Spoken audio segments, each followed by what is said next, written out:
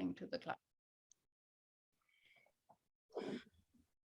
Welcome, welcome, welcome. We're so glad to have you here. This is our Asia Pacific call on February the 11th or the 12th, depending on which side of the world that you're on. It's either Saturday morning or Friday night. This is a call we've been doing now for, it was a year in September, and we're just a little close-knit family that gets together and shares from our heart and tries to shed a little love here and there across the world. So welcome, welcome. We have a really exciting evening planned or morning planned. Dr. Dipika is our guest for tonight, and looking forward to her presentation. She's always someone that just delights our hearts and souls. We've had her several times before, and looking forward to that. And it's so nice to have Esther back. Esther, where in the world have you been? I was in Kenya. Wow. And what did you there? I experienced Kenyan life. I did safaris. I adopted a baby elephant. I did a lot. It was great. Well, we were sending you lots of love because we heard you got a little bit of sickness while you were. Yeah, a little bit, but it taught me it brought in the Atiti Devo Bawa, and I just went with it and had no moments of concern at all. It was like, there's a lesson here, and whatever it is, I'm just going to enjoy it. And I became a regular at the shopping center where the medical clinic was, where I was going every day for IVs. And, the security guards started talking to me in Swahili because they just assumed I belonged there. And there's no better way to experience a country than to have the locals think you belong. So it was pretty magical, and it's in its own different way. Well, I'm so glad to see you feeling better and that you're able to join us again. Thank you. I see Liz Mulligan in the house with her fan. Hello, Liz. So good to see you. Oh, and there's Nancy. Maret is here, not in the Netherlands yet. So I guess you're still in Australia. So that's good to have you here. Welcome, Aparna. Namaskar, namaskar. So good to see you. And Kirti is here. Ohio gozaimasu, Laurie. Ohio gozaimasu. Sorry, it was muted. Toimashita. Ohio gozaimasu, Lori. Miss you. Oh, good to see everyone. Yeah, it's great to see you too. Looking well. Savan, are you back in England? Or are you still at Ayurshakti?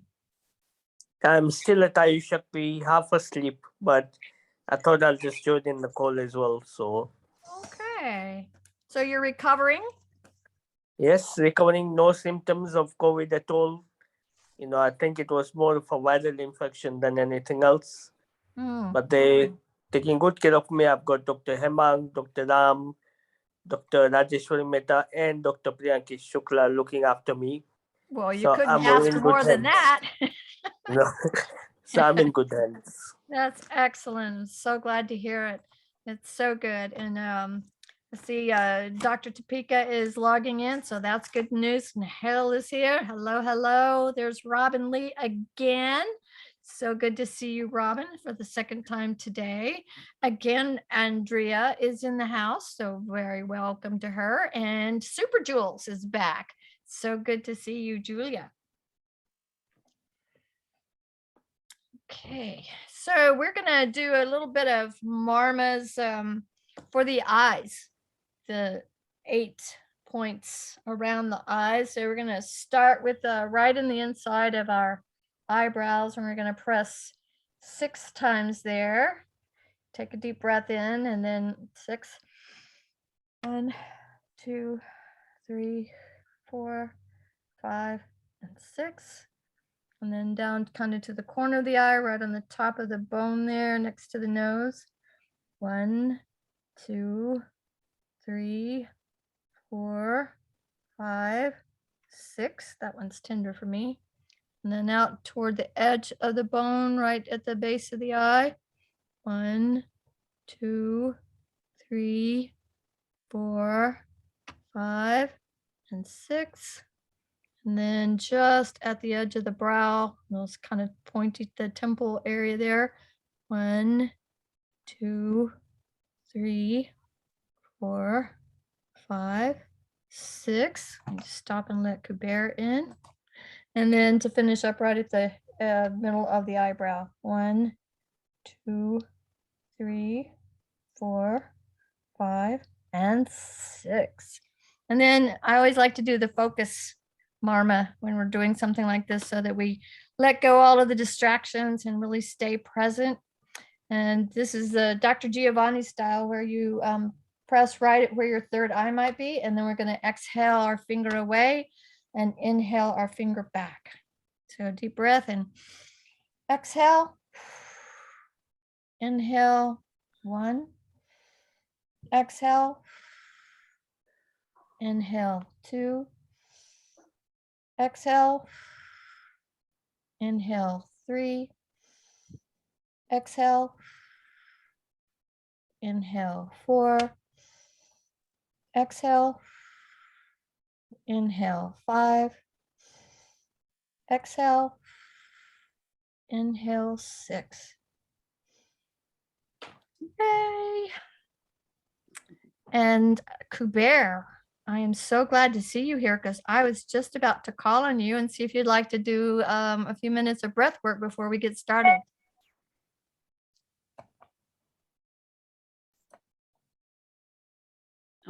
You're muted. Yeah, it's lovely to be here after a long time. So looking forward to it. All right. So I can, absolutely guide us through a little mini breath work. Excellent. All right. Well, let's lengthen that spine, close our eyes, and start breathing through the nostril. Just a deep inhale, going all the way into the belly. Inhaling into the chest. And just when you feel you've inhaled, keep inhaling just that little bit more. Keep filling up. And then start to exhale slowly through the mouth this time. As you do, just feel a deep sense of relaxation come over you.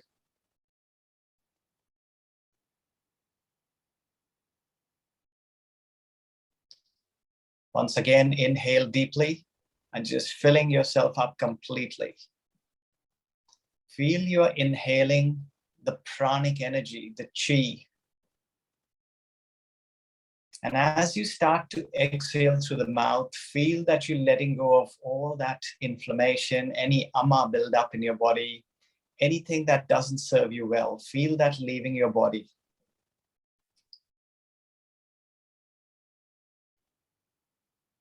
Again, inhale deeply.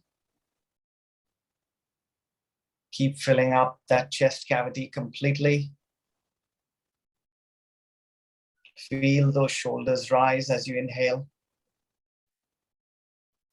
And now exhale. Again, through the mouth, feel that inflammation or anything that doesn't serve you well. Feel that leave as you feel a lot more relaxed, calm.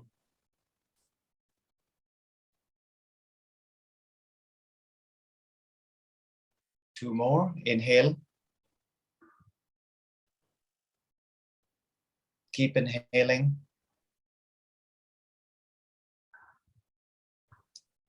And exhale at your own pace through the mouth.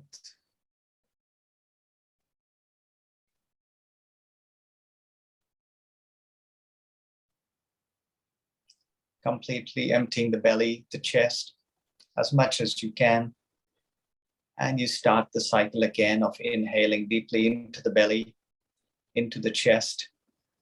Feel that pranic energy going into every cell of the body, energizing, uplifting. And start exhaling through the mouth, letting go of anything that doesn't serve you well.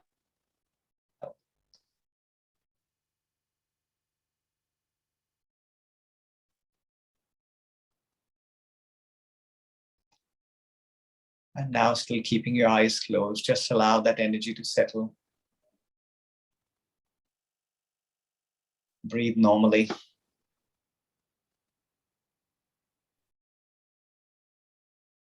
And feel you're ready to receive whatever is coming up for us next. As you gently open your eyes.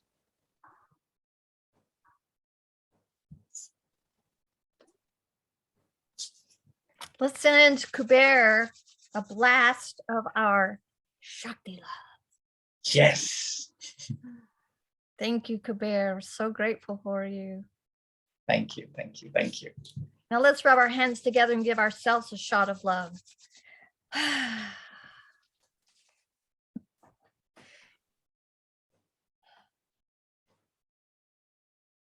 It may feel new and different to you, but it's quite delightful to just feel yourself infused with love and gratitude and light. It's just so wonderful. So, oh, I just hit the wrong thing, I do believe. Dr. Dipika, are you able to unmute yourself? Hello. Hi, everybody. Oh, Hello. it's been a while since we've seen you. It's so good to have you back. We're just so grateful to have you come. And could you give us a little introduction about where you're from and the kind of your practice, so everybody can there's a lot of people who haven't met you before tonight. Well, welcome to each of you. I'm taking you all in. Some of your faces I know and I'm familiar with. And for those that we're meeting virtually for the first time, oh, my love to you and hello. It's great to meet you. So sorry, I'm just looking over the screen in front of me. So my name is Dipika Delmenico, and I'm an Ayurvedic practitioner. I'm a pulse reader. I'm an anthroposophic naturopath. I'm a woman. I'm a mother. I'm a daughter. I'm a sister. I'm an auntie. I'm a human being like each of us. I had the incredible fortune, and I guess what really brings me here today by a beautiful invitation from Shamini. Thank you, beautiful Shamini. Is that I had the great privilege and honour of working very closely, of learning and training, apprenticing for many years with Dr. Pankaj Naram and with many of the Ayurvedic doctors. And still to this day, I, work in very close relationship with Dr. Smita Naram. And so that, that has influenced all I do in my life and still very much continues to influence who I am and how I perceive and grow and serve in the world. And I am still very nourished and sustained and by the Sid Veda lineage. I live in Australia. I live on the southeast coast of Australia. I live rurally with my family. We have 5 children. And it's been really lovely because since March 2020, I was in India and managed to get out within 24 hours actually of the borders closing. So it was,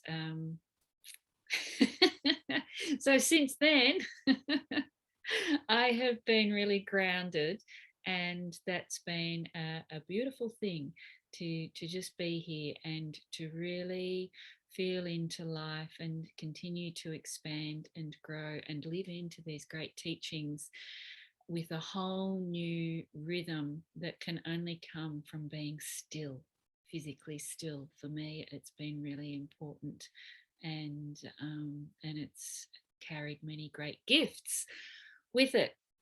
I have practiced widely, vastly, broadly. I've practiced a lot over the years. I've had the great privilege and fortune of working with patients from all over the world, thousands and thousands of patients. I still do, but I do far more limited physical face-to-face clinic now than I have ever done, because quite a few years ago there was a restlessness in me, and I really listened in deeply to it, and I was being called to allow my work to really refine and reveal itself in a whole new way. And I didn't have the capacity to keep practicing the way that I was and to explore the new. And so I practiced less and really explored the subtle nuances of the Sid Veda lineage more fully, of Veda more fully, of Ayurveda more fully. And for me, that was, I spent 10 years in studying human-centered medicine, in the love and wisdom of the human being, really learning the anthroposophical view, and did a postgrad in anthroposophical medical studies, and had the great honor of being one in 3 non-medical doctors that was endorsed by the Goetheanum School of Medical Sciences in Switzerland. And that was important because it really opened me up, and I had the spiritual support to really explore more fully these subtle nuances, because Ayurveda is so much more, as you each know, than a physical science. And I'm very, very interested in all the invisible parts of it. And I wanted to know them more fully. And I wanted to live them more fully in my own being. And that took me on a journey of sound, of really cultivating and deepening my relationship to resonance and sound.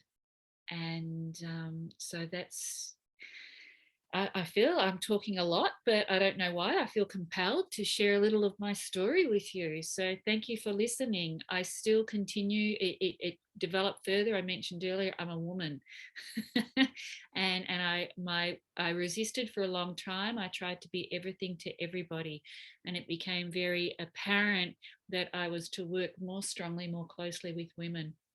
And I finally surrendered and wrote the Ayurvedic Woman, which is an essential guide for wellness in all phases of womanhood, and began to work more closely with women because, you know, the Vedas and my great teacher, Dr. Pankaj Naram, always had such incredible reverence and respect for woman and for Shakti and the divine feminine.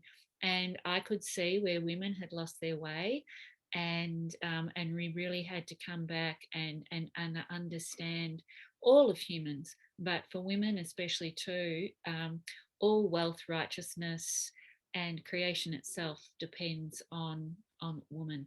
So this is in the Vedas, and so I surrendered and allowed my work to really hone in and be in service to womankind. And so I developed lots of online training programs for women. And I now work in, and I moved that into women in leadership, and really studied and worked closely with women in leadership in Australia and New Zealand in all levels of leadership. And boy, oh boy, I just wanted to infuse it all with a big dose of Siddha Veda, because that's what it sorely needed. And that saw me develop the Leading in Love mentorship program, which a lot of my energy and focus goes into today. So I felt that was a way that I can serve all humans by allowing my work to address women. So that's a little of my come from, where I am right now, and will certainly give form to my future, to where I'm going. So there's a lot of people on the call here who are just embarking on the 3-year path to become practitioners. And if you can go back in time when you were starting out, is there nuggets of wisdom that you could share for those that are just starting a few weeks ago on this path that you wish that you could have gone back in time and counseled yourself? Yeah, absolutely. Firstly, oh my gosh, congratulations. Congratulations, because I just feel so much love at this moment. I'm feeling a lot of emotion for you right now. It's love, because you've said yes to you, and you've said yes to loving yourself, to allow you to go more deeply into the mystery of who you are, and to be an instrument of service by learning all that you are going to learn. And then you will know how it is to come through you and offer that in service. You will know, it will be made, very obvious to you, and it may look different. It may be the same as you imagine it now. It may look very, very different than you can possibly imagine and even see right now. But your heart has called you to say yes to this. And that's the pulse to really follow at all times. And this will twist you in knots, and it will turn you inside out, and your ego will probably have a lot to tell you from day to day. And it might tell you that, what were you thinking? What were you doing? That you can't possibly do this, that you'll never reach the bar and be where you really want to be, or you won't be sensitive enough or intuitive enough or knowledgeable enough, or all of these things. But here's the deal. This is about you being you and learning what is being taught to you, so that you can make it your own understanding and bring it forward with your own voice. Because that's the resonance and the healing gesture that I believe the world is waiting to receive. That's why you are where you are. And so just, take it in, chew it slowly, take your time. One day I remember saying, I was sitting in clinic with Pankaj Bhai with Dr. Naram in Malad clinic in Mumbai. And my mind was, I was tired, because I used to, I don't have as much kapha as Dr. Pankaj Naram had, right? Like, and I had a lot of vata derangement at the time. and so I just really, I'm pitta vata, thank you. But I had a lot of vata imbalance at the time. And so I wanted to keep up, and I didn't want to miss anything. So I ran to his schedule, and I wouldn't pause and take breaks when I needed them. And I and that wasn't necessarily to my betterment, because I wasn't self-managing. It wasn't a really loving thing to do, in fact. I could have taken breaks and just had a pause whenever I needed to. But this day, I was sitting there really in need of some, something to eat, something to drink, probably to go to the bathroom. And so I wasn't focusing on what I thought I was focusing on. So I was trying to focus on reading polls, but I wasn't really focusing on what I thought I was focusing on. And but I looked at Dr. Naram. I used to call him Pankaj Bhai. I looked at Pankaj Bhai and I said, did you ever look at your teacher and just say, I just don't get it. I'm just not getting it. And he said, oh my God, yes, every day. Yes, all the time. He said, don't worry. Just keep refocusing. And it was such an incredible teaching for me, because, and this is why I'm sharing it with you, we're not always focusing on what we think we're focusing on. And we try so hard to have one pointed focus to get to the goal.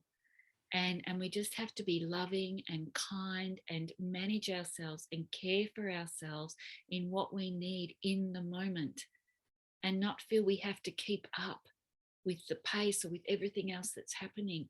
We have to make this our own and refocus on what we love, because that's what called you to do what you're doing. That's what called me to be where I was doing what I was doing.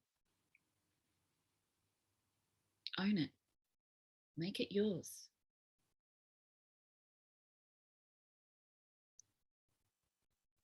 I hope that makes sense. That makes so much sense, Dr. Dipika, because that is definitely what I needed to hear, that I would be also someone who always tries to be like doing everything, but not necessarily taking the breaks. And so it was as if you were speaking right to me. So I will definitely keep that in my mind while I'm going through the 3 years, and taking my time and make it my own. That sounds so good to me. Thank you. Yes, you're so welcome, because you have to be able to digest it. You have to be able to assimilate it. Just like as I joined the call, Carol was just finishing up some Marma points, and then Hubert was taking us through some breathing. And and even if you think about the Marma points, between pressing each point, between the breathing, between each breath, there's a pause. And that pause is really where you become organized. There's an organization that can take place, I believe, in that pause. And that's where the real assimilation occurs. And in that assimilating moment is where you're able to make it your own with the right understanding. And so this is why I'm saying this to you, because the world doesn't need clones of something or someone else. The world needs you to make this teaching, to make the gifts that you are receiving yours, and bring them forward as only your hands, your heart, your head can. So yeah, beautiful, beautiful. Cornelia, sorry, I need my glasses on. I'm a bit tired today. The street's far away. I have to do the eye marma, Carol. Have some ghee on my eyes and do eye marma.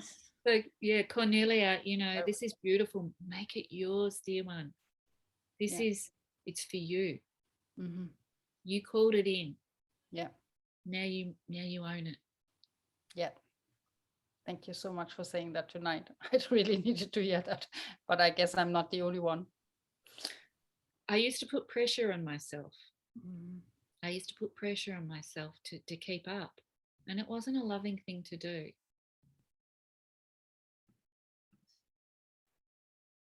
Not really. I see that now. It wasn't soft. It wasn't revering the feminine.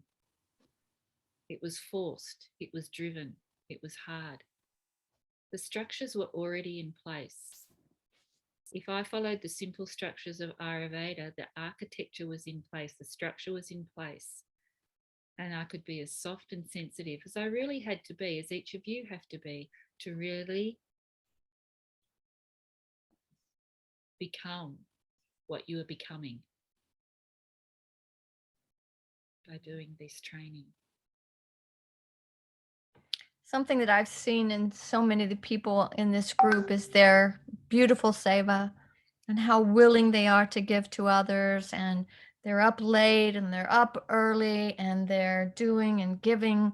And then I see depletion in that person, that they're giving so much away that, they're just running on fumes. So how do you find that balance to where you can be the giver and the one who does seva and still keep enough that you're not depleting yourself? What's that formula? I haven't seen, I can't seem to get it in balance. I just keep giving away too much.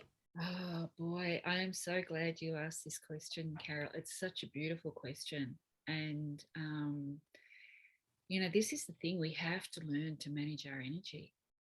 We have to manage our own life force and to be able to give in the way that you're describing is to live in congruence, so that we're not drawing on all the reserves of the body and going into depletion. We're aligned with source and we're receiving the vitality, really constantly, the renewal from source itself. So, you know, we have to live in a way where I believe, where we understand our come from. We really understand our come from, which is, as Kaylee, is that how I pronounce it? Kaylee has just typed into the chat. Dr. Naram said he had to work on his being every morning before he dealt with anyone else. I love that. It's so true. Yes. You know, Dr. Naram said, knowing is not doing, doing is not being, being is being. So if you're doing, offering, but you're not being, then it's ultimately destable. It's going to destabilize it because it's rajasic. So let's go for a moment into the gunas, into the qualities which underpin everything in the universe, which you probably know so much about already, possibly even more than me. I don't know. I don't know where each of you are at, but certainly if you don't know about it now, you'll know a lot more about it by the end of your 3 years training. So in doing in that way, it's still very, very driven, and it will ultimately destabilize. It cannot sustain itself. So being, the working on the being is to cultivate more sattva. And when you cultivate more sattva, there's greater intelligence, there's greater harmony. You're working with light. So then what you're doing is actually, and this is where the congruence comes in, you're working lighter. So you're not working hard to make things happen. You're working lighter, but you're more effective, more productive than ever. And you're able to manage your energy to do what you need to do. Because another way of saying it is, if you want to offer savor in that way and not be depleted, you've got to get really established in the conscious business of being you. It's minding our own business. Not easy. Is it? Who would say it's not easy to mind your own business? But that's what you got to do. Not getting into the drama, exactly. So this is part of your self-care, which feeds into self-love, which, you know, really is moving into this, it's cultivating daily the being. And what happens is you just get clearer on your come from. You get clearer on what you're offering and why. Your perspective expands. Are you doing all the offering to resolve your identity? Or are you really doing, is it really savor? Is it really selfless service? That's being offered purely from love, purely just from love, offering to love, in which case it's such a reciprocal arrangement where you're energized, you receive the nourishment. And sometimes saying, you know, sometimes we have to pull back and do a bit less.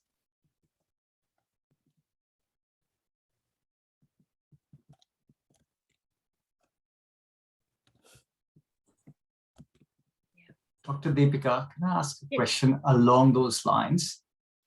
Does that deplete our ojas, behaving in that way? Like how does it affect from an Ayurvedic sense, how it manifests within us? Well, my understanding is that when we were created, the Creator placed a drop of essence in our heart, which we know as ojas. And so when we mind our own business, we're really staying established in this, you know, in right relationship with this great sensory organ of the feeling heart, or the heart as a sense organ, as an interpreter of the spirit through us. And so again, this is being in right relationship. This is being in congruent relationship. So when we're in that, we're organized. You know, the organization of all our bodies, of our being, is structured in such a way that it's not putting us into deficit and depleting us. And so if we overdo it, we're not losing our way. We're able to come back to center point. If we're overdoing it, but we're out of center in the first place, then it's harder to come back. And yes, it will deplete us. Ultimately, it will deplete us. And then, as we know, we have to work really, really hard to build up that robust vitality again. Does that answer your question? Yeah, it does. It's like you talked about cultivating more sattva. Yes. And it's just, what are the means to do it? And when we don't do it, if it depletes the ojas, how does it make one feel? And how does one recognize those symptoms? What are the ways within Siddhaveda to help re-energize and cultivate that sattva, build that ojas? Yeah. So, Kaylee, it's the divine creator put a drop of the most potentized spiritual essence in our heart, which is our ojas. So how do we cultivate more sattva? This is, it's a great question, and it's and this is really, you know, like Shamini asked me today if we could speak about self-love and self-care, and I think that this is speaking to it, because that which is sattvic by nature is self-loving, and it is self-caring, and so simply the ways to cultivate more sattva, it starts with well, on a physical level, we have to see where we're at. So that means firstly recognizing something's not working, like, and it may be my digestion's not working, or my body's not functioning correctly. It's just a really gross basic example. So we seek help to find out, well, you know, what's going on, because, you know, I have stiffness and I can't lift my arm, or I can't digest my food. And so what do we discover? That there'll be inflammatory processes, there'll be arm accumulation. However you want to look at it, there's something tamasic. Now we need all three, you know, as you know, we need all the gunas. We need them in right, but we need them in the right relationship. And so the starting point is always to what has become inert, heavy, and dim that needs to be lightened. So we have to activate the tamas. Okay, so if something's become inert, heavy, dim, ignorant, asleep, it's not going to grow in consciousness, in expansion, in awareness. It's not going to grow us into connection with who we really are. It's going to keep us separated and bound and limited. And so it often also involves not only cleaning up, you know, our inner world, really looking at really examining ourselves. And so this is another reason why we do all the practices in the morning, why we meditate, why we do mantra, why we do all the things that we do, to know thyself, to see what's really going on, what's our real come from. And so we have to activate tamas, and we activate it by bringing in rajas. We activate it by bringing in that which is rajasic. So what's that doing? It's bringing the friction, it's bringing the fire in to really start to activate it, to start to move it, to start to stimulate. And that's where we get into action. That's where we start doing things. That's where action's really called for. Action's always called for, but that's where we're really doing to because we're moving now on a trajectory from that which is inert, ignorant, to that which is more toward the light. Home, your true self, your essential nature. So along the way, your perspective is expanding and you're starting to have a greater understanding of who you are. And then we're cultivating more sattva as we do this by continuing to live in a way, eat in a way, breathe in a way, sleep in a way, serve in a way that makes us more, again, attuned to our real nature and able to work more closely with light. And so this is taking us towards cultivating sattva. Personally, I think there are so many things that are really good at developing that which is more sattvic, like sattvic intelligence. And I think that cleansing, as you all know, Ayurvedic cleansing is just one of the greatest gifts that have been given us. It's the most ancient intelligence for, sophisticated living in your body right now, being able to keep up and make sense and digest life. And I think mantra is really, really brilliant at doing this.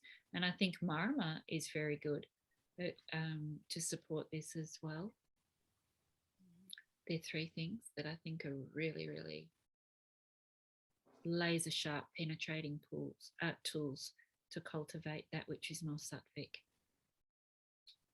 And for me, I think the big thing along the way is that you start to feel fulfilled.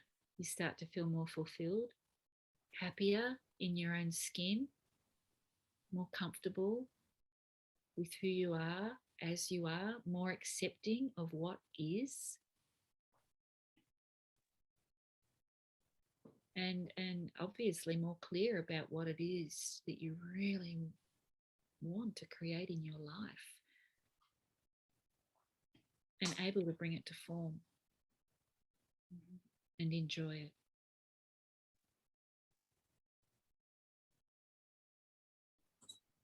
That's beautiful. Thank you. You're so welcome. Thank you for asking. Um, I mean, these are really vast, this is sattva. It's huge. These are huge questions. We could, these are, you're going to be learning so much about all of these things. I'm just glancing at the chat. I love it. It's taking care of, it's self-managing. Isn't that great? The chat's managing itself. Yeah. Aham Braham Shmi. Yeah, that's really good. Yeah, there's many mantras.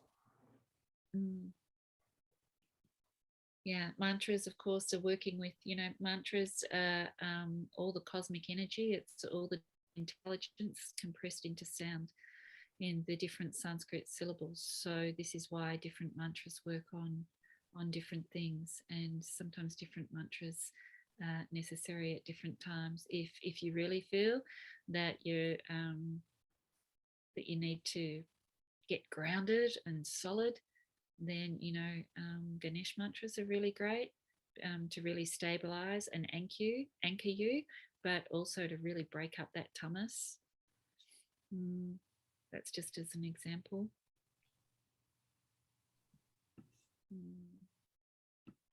Great bija mantra for the heart simply is yum. There's many. That's a whole vast area in itself. Working with mantras.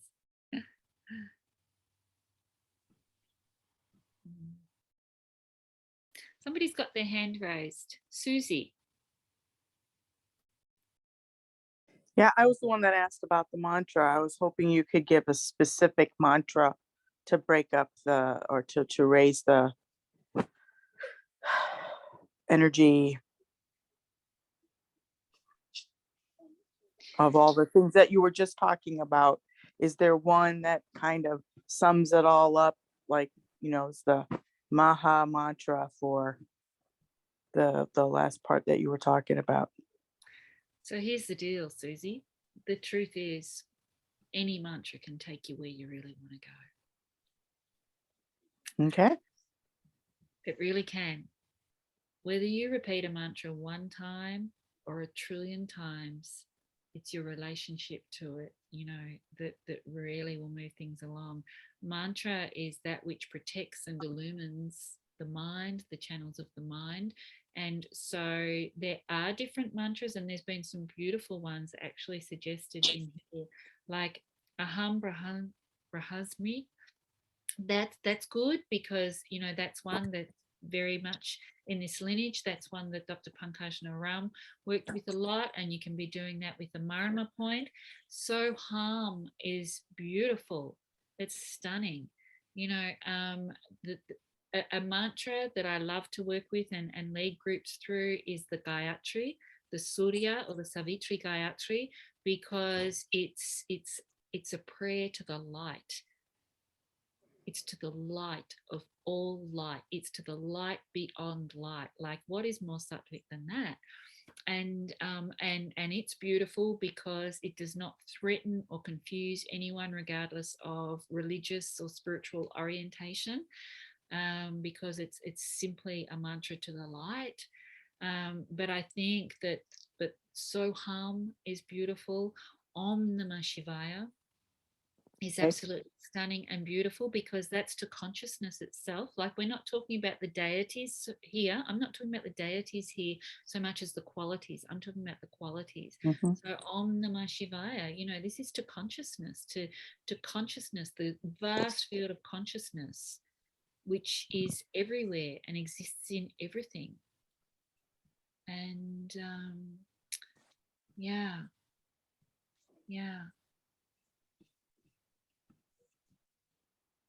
Okay, thank you so much. Greatly appreciate it. But you know I bought your book. Good Bought on your you. book. Fantastic. So Fantastic. So what is really, really good advice for consistency, please? Feels like 24 hours is too less to do all things on the to-do list. Yeah. Well, you don't have to. Whose to-do list is it? Who created your to-do list? Did it come from you? Was it something somebody told you to do? Keep, what works for you. Like, lean into your own intelligence a bit. What can I really be managing and doing? Take one thing. It's like, I used to live in an ashram, and I could never get everything done on the daily schedule. There was always so much to do in addition to all of my seva. But and even there, I'd have to use discrimination, discernment, to what am I really called to do, and what I can do, can I do it really, really well? And then, upon leaving and becoming a householder, and and raising a family, then it was even more limiting as to what I could do. So that could be really frustrating, and I could feel like I was never going to get everything done. Or I could choose, what am I going to do, and really do that with devotion, and really make that my own, and and make that my sacred practice, and know that that I didn't have to grasp or be needy. I was just able to make that my own. Yeah. So here, what I like to share is, so I read the chat and I get distracted. I'm like, oh yeah.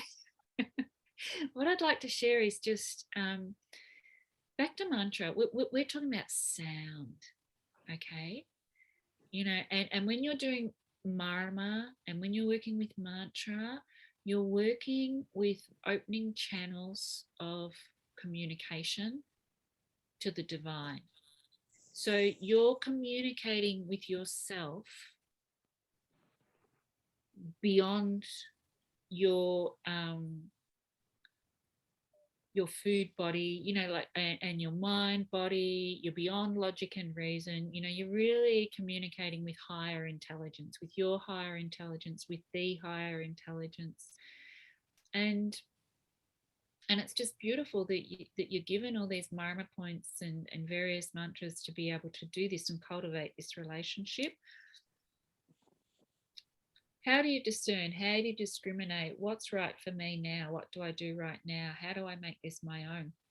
How do I stay in my own lane? How do I mind my own business and know what is for me right now? A great way is to hum. And let's just spend a minute. Can we just spend a couple of minutes now? And do you want to do this is, I work with this all the time. I teach this all the time. It's really, really powerful. It's potent. It's toning works on creating sattva.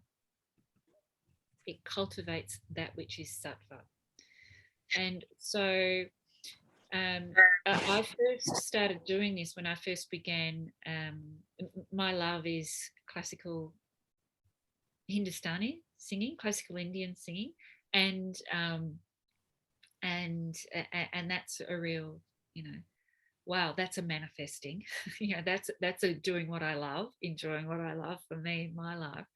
And when I first began doing that, what I learned was sound toning, and in a way that it was working on the quality of my singing voice, but it was also working on creating congruence, because it creates sattva, and so it wiggles and jiggles and it cleans it's a bit of an buster as well. And it's like, I don't know if you ever heard Dr. Naram talk about, if you want to know what's going on, like when you read Pulse, it's like tuning into a radio station, but you got to tune in precisely to the right radio station to be able to understand what's happening. So when you do sound toning, it's kind of like you remove the static so that you tune into self. And what this does is, this is one of the greatest acts of self-care, because it works on the quality of your voice, the alignment of your voice with the divine voice as it wishes to come through you. And it also, it works on your resonance, on your presence as a healing gesture. So you're able to, you know, just in your voice, it's like you're working with the field of consciousness, in that consciousness is coming through you to other in service the way that you all really wish to be. And but what it's doing is it's digesting. So this starts on, it works on your assimilation. So just closing your eyes if it's safe for you to do so, and just take a moment and just feel into your body instrument, because your body is this extraordinary instrument that houses your spirit. And just as a great musician tunes their instrument every day, you're about to do a practice that tunes your instrument every day, that works on your being.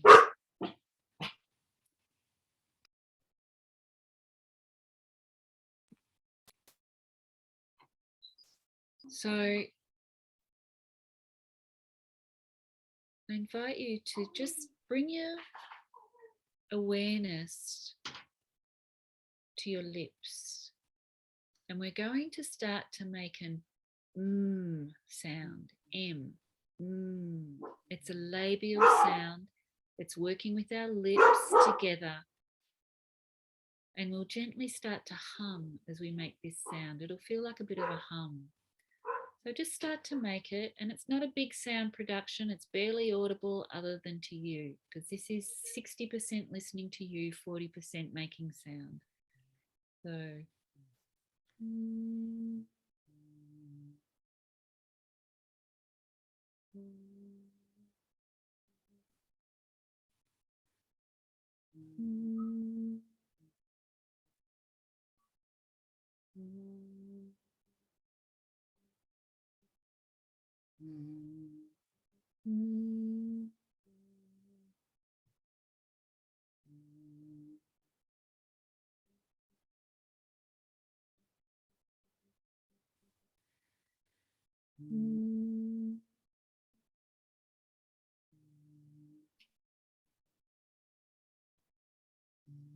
That's it. Keep it going. And as you keep it going, keep producing your sound. Just allow your tongue to relax on the floor of your mouth. The tip of your tongue can gently be touching the back of your bottom teeth.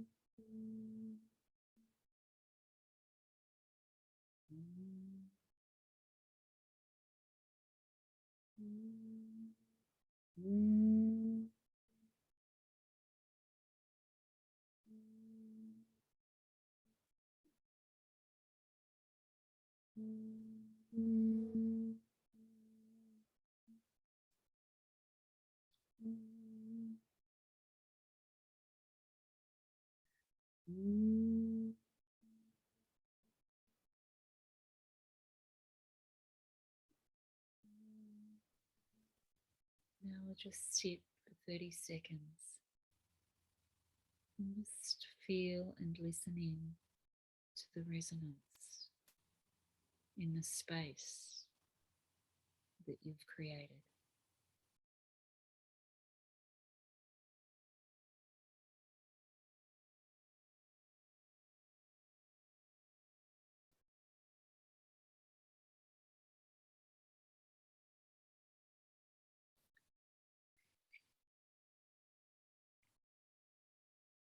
When one of the first sounds that an infant, that a young baby will make is sound. And when a little one starts to eat solids or starts to make sounds, they're often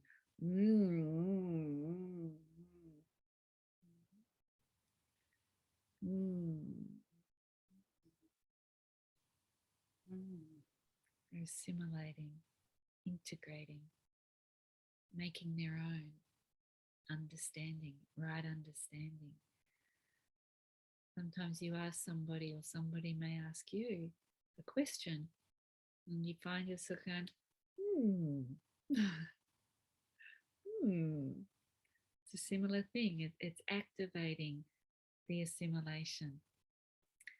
So this is really, really a wonderful practice to do to work on your being. And the thing is, you can do it at any time, but it's because it's working on being, because it's more listening than doing when you make this sound.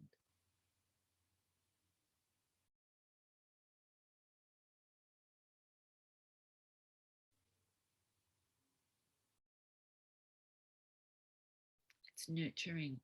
It's the first in sound toning sounds when working on the nada. What's the nada? The nada is the inner sound. And there's a whole series of toning, but it starts with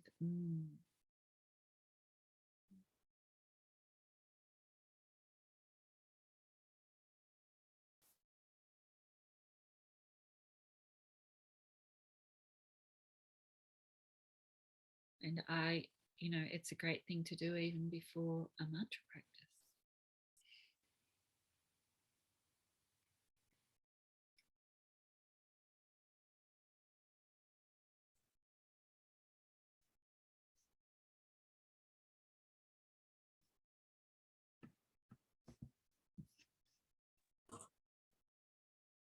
An interesting thing on that, Dr. Dipika, I do a yoga practice that's purely the exhale is that sound.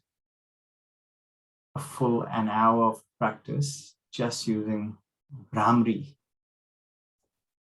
which is which extends the exhale, which is fantastic. So thank you for that reminder. Wonderful. And for sharing. You're so welcome. You're so welcome. You're so welcome. I do it, like I'll use it even to before speaking, before before singing, before doing anything where I'm sharing with others. I'll tone, because then I can really be of, to come back to what Carol said, I can be of service, working light.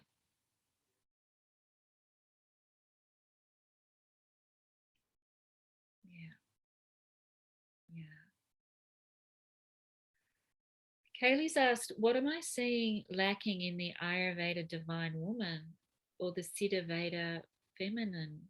Would you like to elaborate a little more on that?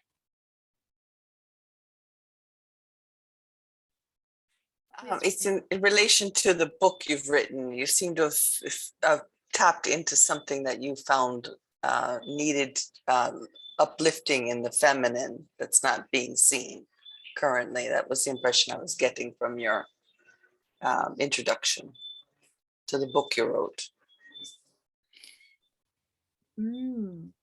Well, I think that it's really about remembering. And what I mean by remembering is all the subtle members being put back in alignment again, so that you live in a way that is congruent and can experience your own nature. And for women, that's to experience their own womanhood. Every living being has to have the right relationship with the divine feminine and the divine masculine. Women have somehow, I think have lost their way at being at overgiving and nurturing. And we don't serve ourselves with our love alone. We serve our heart with our love and our will. Our love, our divine feminine. Our will is our divine masculine. So these all have to be in, working in right relationship, in reciprocal relationship. I think also where many women lost their way was in doing, was in being so driven, outwardly driven. And again, and so the same applies in reverse. We don't find ourselves and really experience our essential nature by and experience the love that we are by nature, and and live in that by being forced and hard and trying to live on our will forces alone. By being, by living from the masculine alone, we also need the divine feminine in that. So it's really about the right relationship.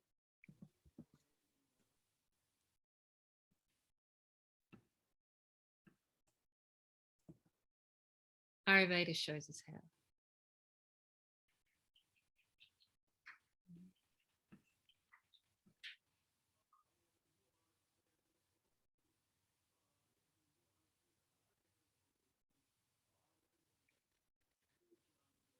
So thank you, everybody.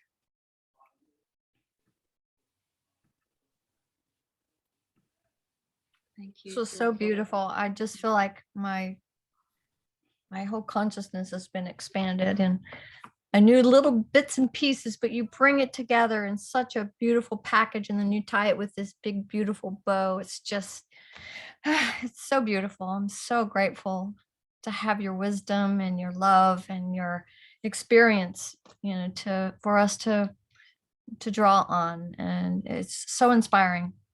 Just so grateful. Thank you. That's so beautiful. Thank you. And you know, and I've been doing this for a long time. I've you know, I've allowed it to become my own. It didn't happen overnight. I wanted it to.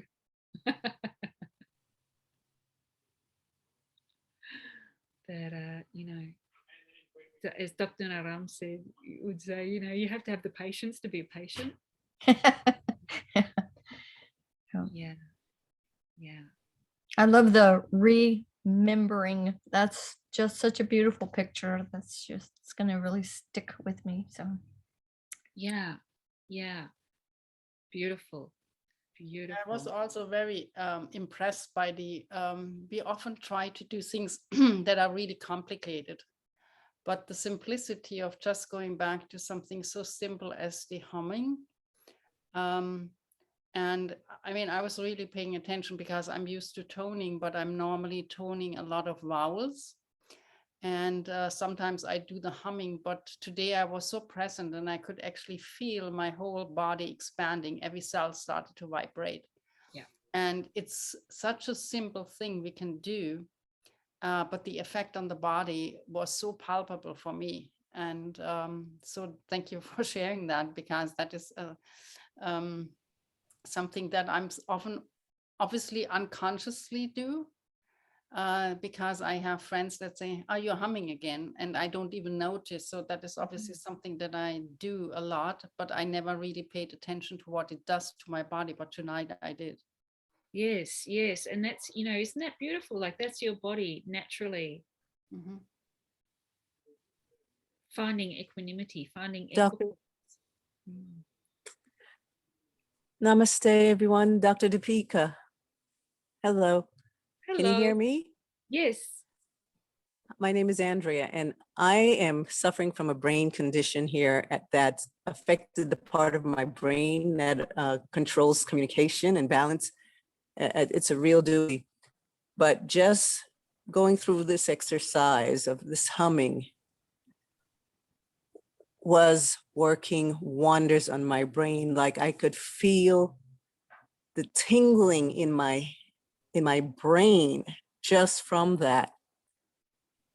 And then I started hearing my pulse.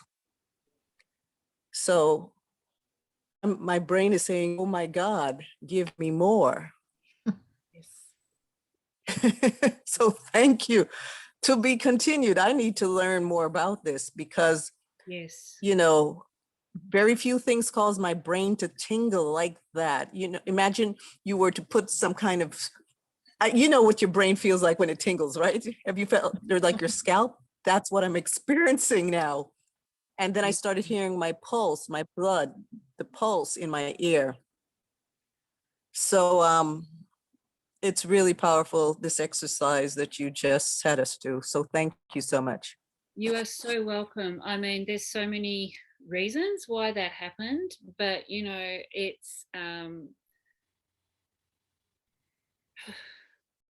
all poles of our body, the upper pole, the bottom pole, through the regulating organs of our respiratory organs and the sensory organ of the heart, have to be able to make sense of one another and together, and they all have to be in this, you know, we have to have the circuitry and have this communication and flow for processes to be happening.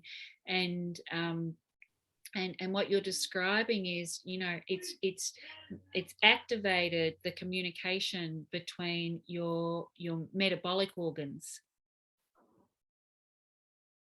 with the upper pole, with the brain. Yeah. Yeah, explore explore the toning some more. Beautiful. Thank you, Andrea. Sharmini, did you want to, I'd love to hear from you and what your takeaways were from this beautiful time we had together. Yes, thank you, Dr. Dipika, for coming on. It was so wonderful. That last exercise was the best. It just opened up a lot more things. It's a practice I'm going to do every day, just to start my day going, and maybe in between, when I'm stuck, maybe it helped to refocus something back to myself. Thanks for coming today, Dipika. Thank you for inviting me, Shamini. Thank you. It's so much, I think, needed for all of us to get connected with ourselves. I think it's like connecting to ourselves. I think a lot of times we get lost with whatever we're doing. We're not centering on ourselves. We just do, and like Carol was saying, or even Connie was saying, we give ourselves so much that we don't pay attention to ourselves. It's so much seva we do that, hey, I forget about myself. So thanks for teaching us to come back to ourselves. And we need to do it occasionally throughout the day. Absolutely. Every day. Yeah, throughout the day, every day. Did what he did every morning. Yeah. Yeah. So thanks for the reminders, and thanks for the exercise. It's wonderful. So, would it be out of the norm to ask if you could lead us in the Gayatri mantra for a closing, Dr. Dipika? Sure. I'd love to. Okay.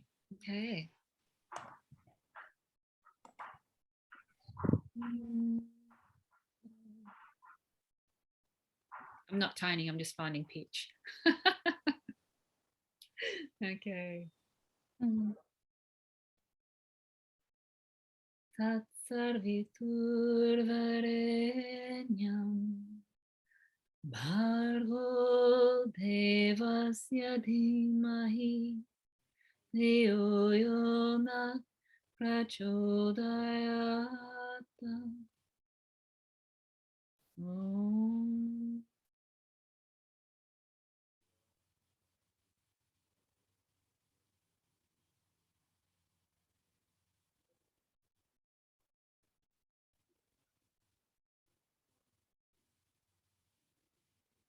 So may I chant one mantra with you before which is the Sahana, which is the Shantipat mantra.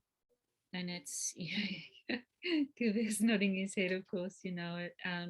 Many of you may know it, but you know, this is, may we all learn together, basically. May we all do good deeds together without hostility. May we all learn together, be together without hostility of any kind, and essentially that we're all learning from one another. Om Sahana Bhavatu Sahana Bhunaktu Saharviryam Haravavahai Tejasvinatvatithamastu Ma Vidvishavahai. Om Shanti, Shanti, Shanti.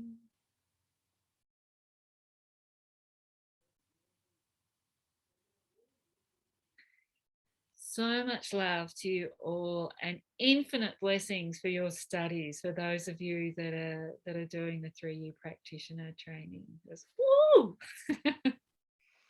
Let's all put our hands together and send a blast of our ancient secrets love to Dr. Dipika and our gratitude.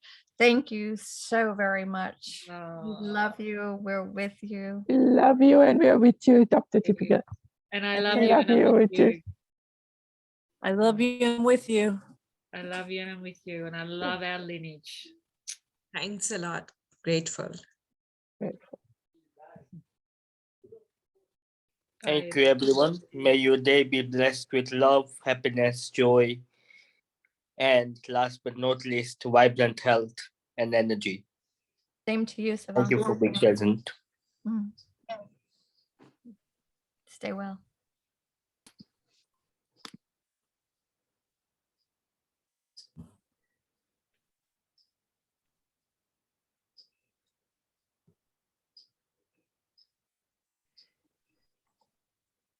Stop the recording. And